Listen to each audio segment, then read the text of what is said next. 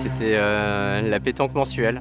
On venait juste de finir la partie et là, on sent une odeur, mais qui nous chatouille tous les narines et on cherche à savoir d'où ça vient. C'était un fumet terrible. Et Jojo, il dit on y va. En fait, j'étais en retard, je suis arrivée, tout le monde était déjà là. Il y avait au moins une vingtaine de personnes, c'était les 30 ans d'un pote. 30 ans, ça se fête. Ça fait seulement 10 ans que je l'ai construit avec mes deux mains. Je me souviens que c'était l'hiver, parce que je voulais qu'il soit prêt pour le printemps, la belle période, et en profiter avec mes amis, ma famille.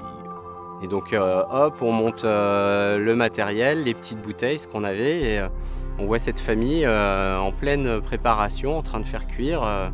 Ça sentait toujours aussi bon. Et on se tape l'incruste. Et là, au final, Christophe, qui était un des padrés, c'est devenu mon meilleur ami et c'est le parrain de ma fille. Je me souviens, il y avait mon fils, il devait avoir 6 ans. Ravi de m'aider à allumer le barbecue, la braise, les journaux, tout ça. Moi, à son âge, j'avais déjà fait des barbecues en famille avec mes parents.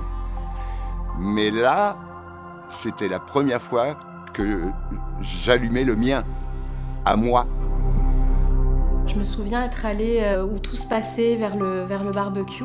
Et là, j'étais fatiguée, j'avais le regard un peu hébété. Je regardais la viande qui était en train de cuire. Et tout d'un coup, on présente une assiette hyper belle, hyper bien présentée. Et là, je lève les yeux, je le vois et j'ai su que c'était lui.